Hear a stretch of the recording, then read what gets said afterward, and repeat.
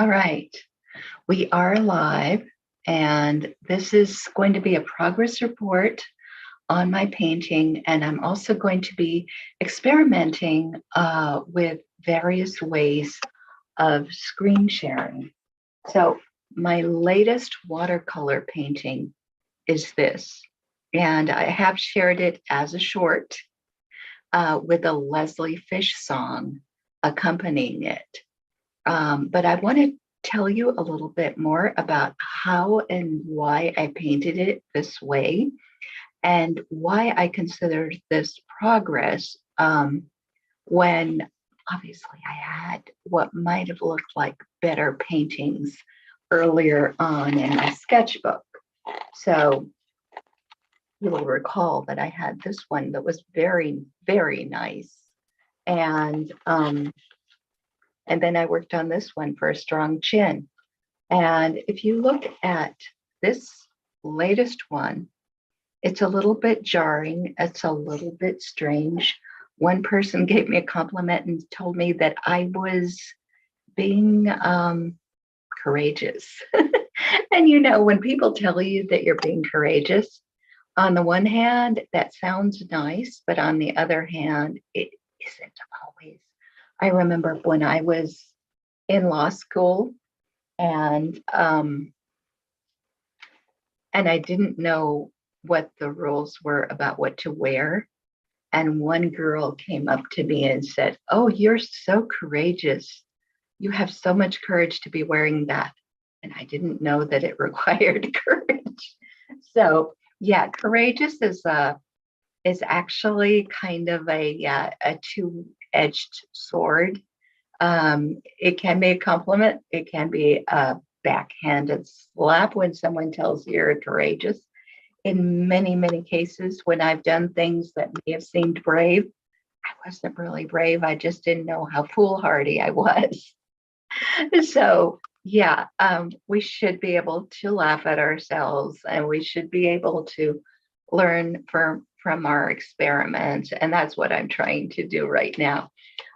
So, the progress that I have made, and I, I'm going to take a pause so that I can share this with some of my other viewers.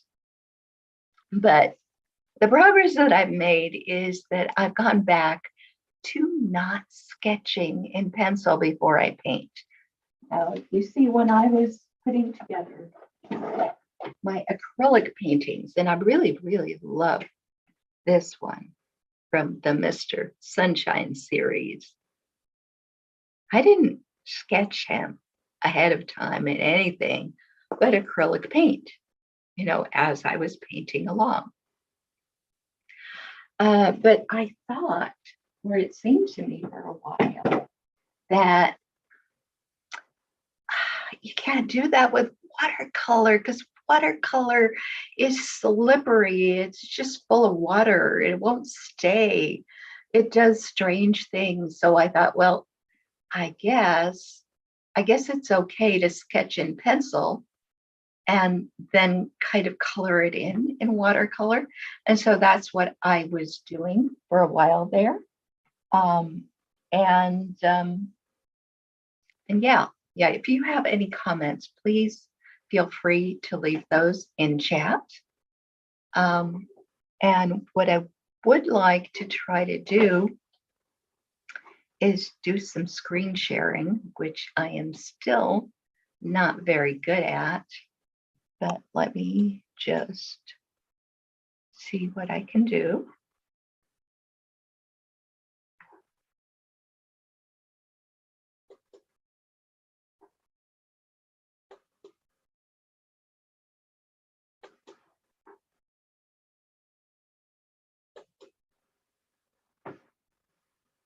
Whoops.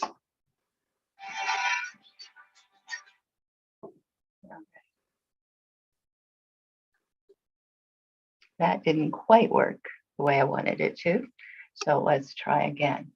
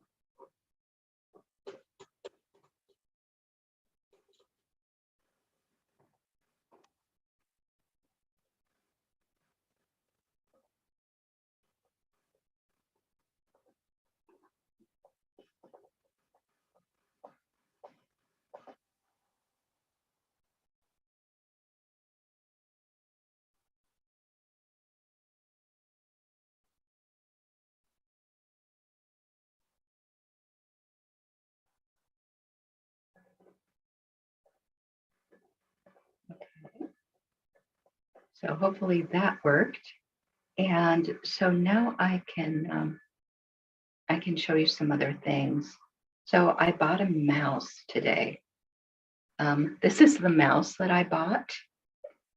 It's a wireless optical mouse, which I have right here. I'm just trying to see whether I'm just awkward with whatever control device I have, or whether things are better or worse depending on whether I have a different control device. This is my workstation right now. It's seen from the back and then seen from the front without me in it. So here, there is this painting, and I want to show you how I painted it. And this is in real time. So you're actually seeing it as slow as it was. You know, in the short, it goes very quickly, and it has a Leslie Fish tune to it, Berserker. But this is how slow I was actually going, and this is how I was painting it. I simply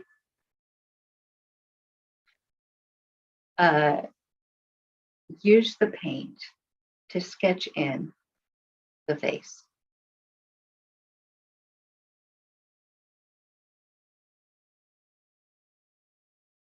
And I don't have really great brushes.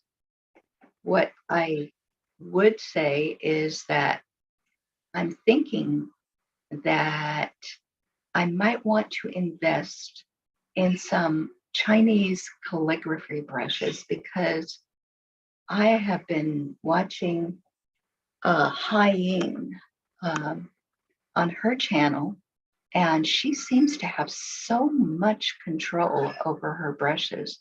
And she does beautiful watercolors, mostly not faces, but she does leaves and trees and landscapes, and they're very beautiful. But what I admire also is her control over the brush. Now you see this, this painting is based on a reference that had very high contrast in it. You can hear my birds in the background if you can hear the sound.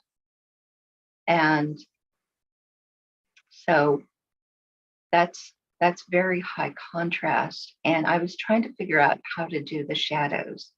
You know, I started out making a lot of my shadows in black, but I don't think that that's really the color.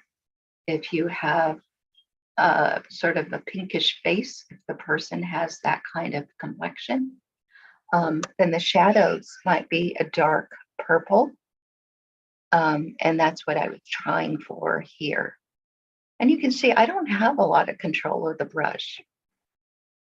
It's one of my handicaps. I mean, I'm sure a different person would have had much better control, because it requires hand-eye coordination, which is something that I don't have a lot of. I'm working on it. I'm not giving up, but it's a handicap that I came into the world with, or anyway acquired at some point, that I just don't control my movements very well. And I'm working on it, but you can see here the attempt to create a sort of high contrast environment using the watercolor. And at this point, I'm sketching kind of in purple, sketching the whole thing, sort of an under sketch in purple, but it is watercolor. And that's what I don't have anything else. And then I come in and, I do bring in some black, some other colors. But what I'm trying to do is to bring forward the high contrast, and for it to look a little bit like that situation where, yeah, the areas that are white are very white, And the areas that are dark are very dark, although they might not be black. They might be some other color, some underlying color of the shadows on this person's face. And of course, because it was high contrast, it kind of gave everything an eerie look. But this is me working through it.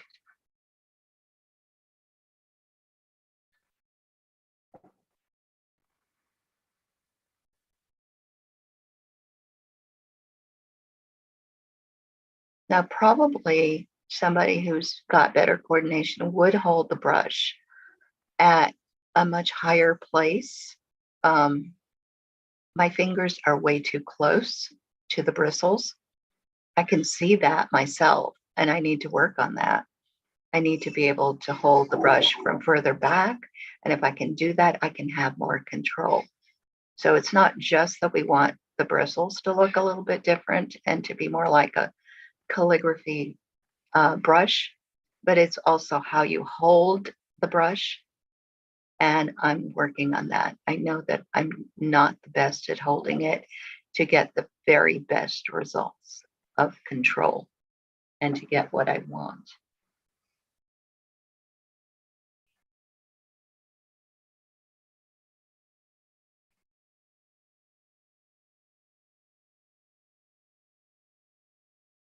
Here I'm trying to darken the brows.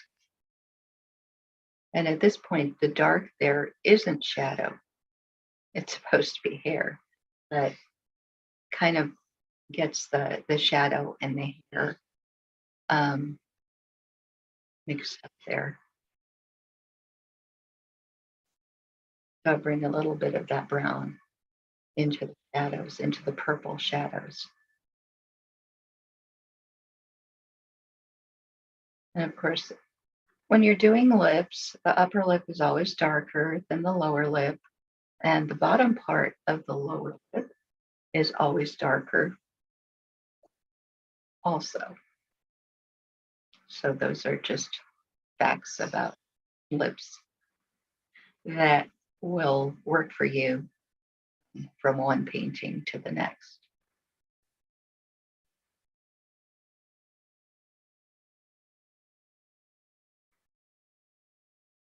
And you can see how the progression is in real time. So I think the whole painting took me under 13 minutes to complete. And of course, it's not that great a painting, it's just a sketch. But sometimes you just don't have a lot of time. You have a lot of other things that you have to work on. And for that reason, you just break off your tasks into smaller parts and you have less ambitious goals and you pursue those goals. And that's just something that can work for us.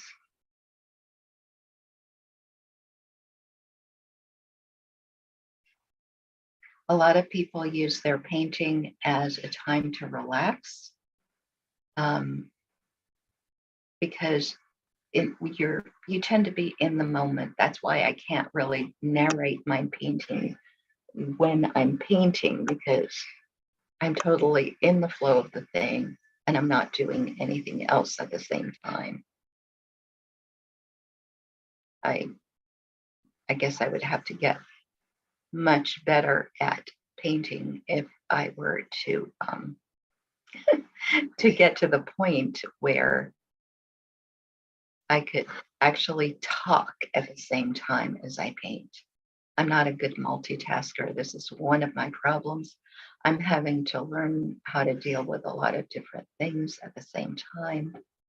And I can do a lot of things separately, but not at the same time.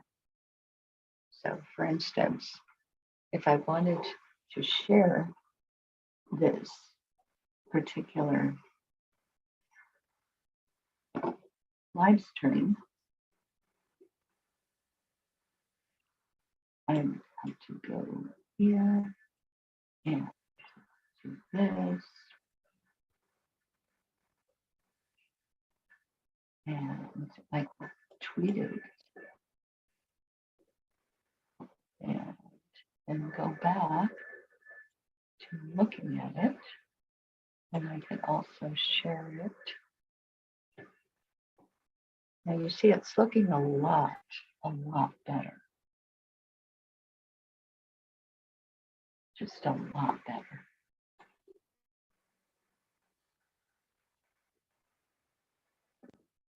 And there's this feeling of depth here. I mean, that's what I went for. It's a feeling of depth, feeling of lots of light, like an overexposed photograph almost, or, you know, somebody who's having light sort of flashed into his face.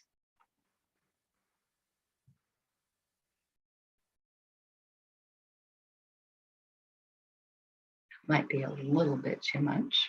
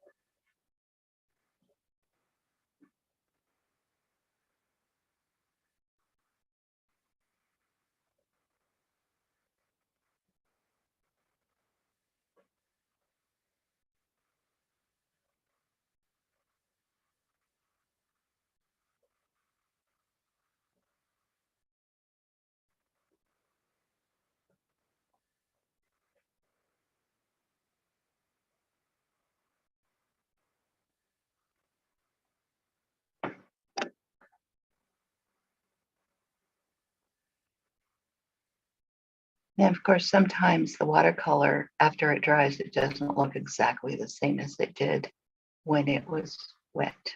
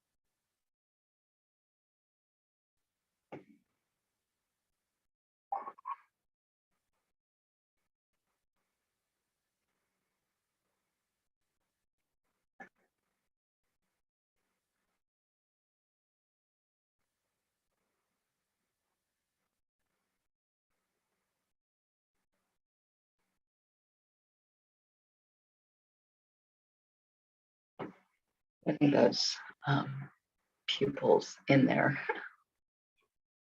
It's always a bit hard. Okay, what do you think about those eyes or those nostrils? Are they too dark? Let me know what you think.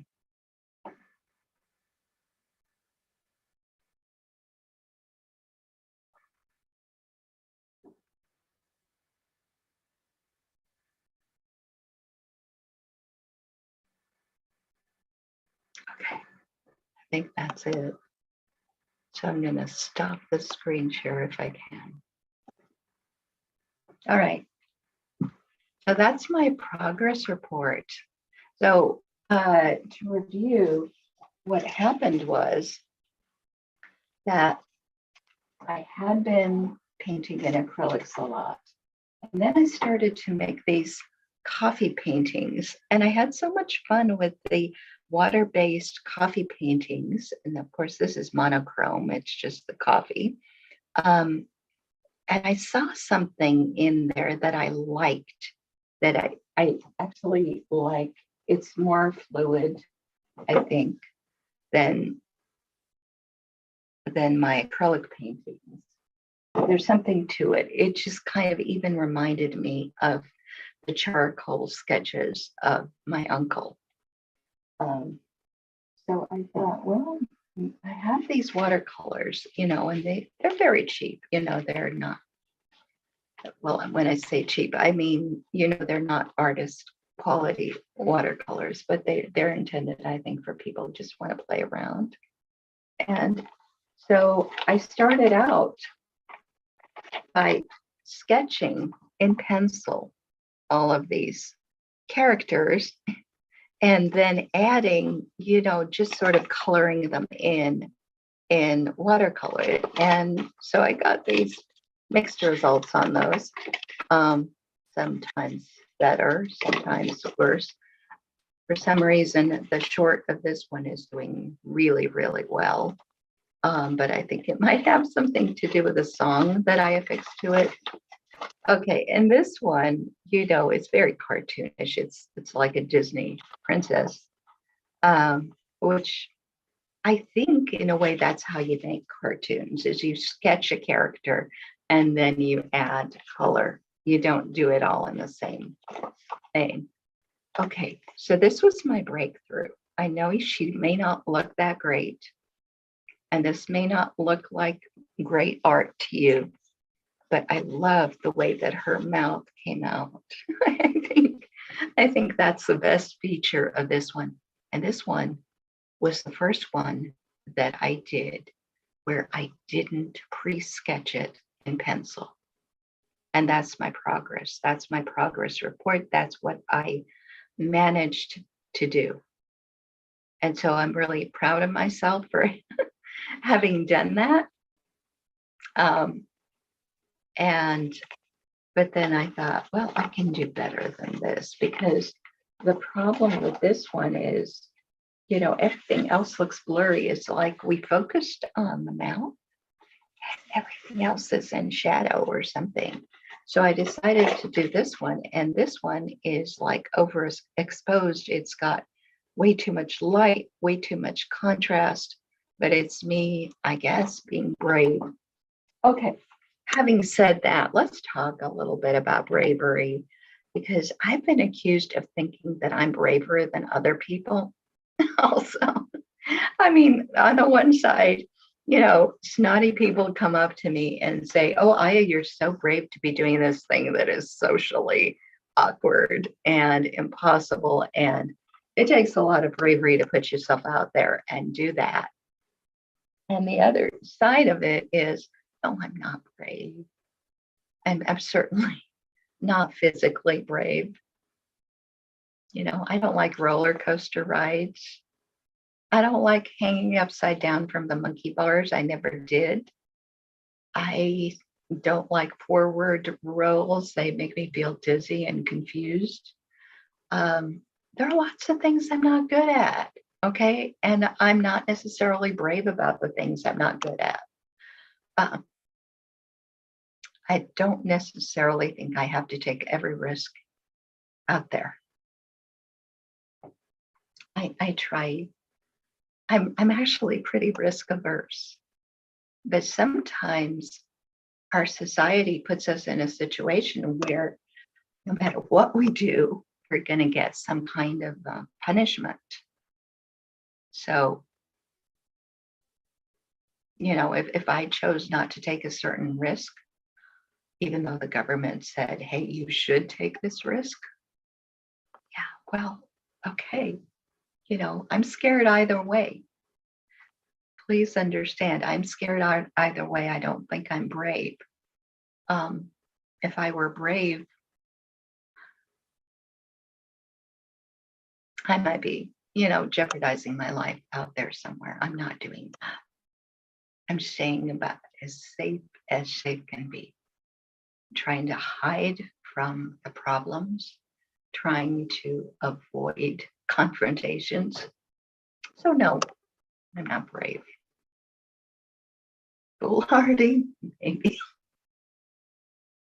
but not brave. And I think we each come into this world with a set of things that we're good at, with a set of things that we're willing to take a risk on, and other things we're not going to risk. And it's different for each person. So, yeah, anyway, that's my progress report. And I hope you have a wonderful day. And I think I'm just going to say bye.